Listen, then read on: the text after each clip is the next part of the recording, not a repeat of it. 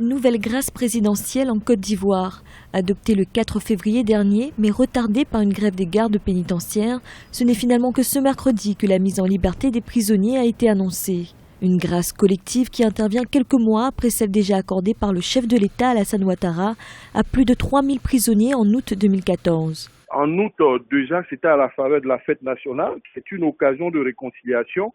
Et la seconde décision, c'était à la faveur des fêtes de fin d'année, qui est aussi une période de pardon et de réconciliation. Ça permet de décongestionner les prisons, ça donne une occasion aux gens de refaire leur vie et de se racheter.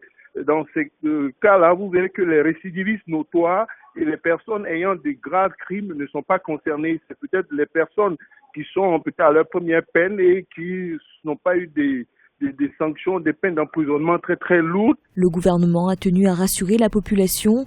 Les prisonniers libérés sont des détenus en fin de peine ou de droit commun qui ne représenteraient pas de danger pour la société.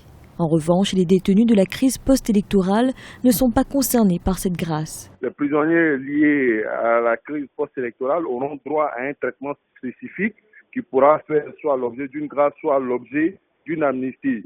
Cela dit, il y a parmi ces prisonniers beaucoup qui soit n'étaient pas encore jugés ou qui avaient fait appel. Vous savez que pour bénéficier de cette grâce, il faut que toutes les voies de recours aient été épuisées ou bien il faut que le prisonnier renonce à tout recours, à tout appel, de sorte que la condamnation soit devenue définitive. Les prisons ivoiriennes connaissent pour la plupart une surpopulation. C'est notamment le cas à la maison d'arrêt et de correction d'Abidjan. Prévue pour accueillir 1500 détenus, elle en compterait plus de 4600.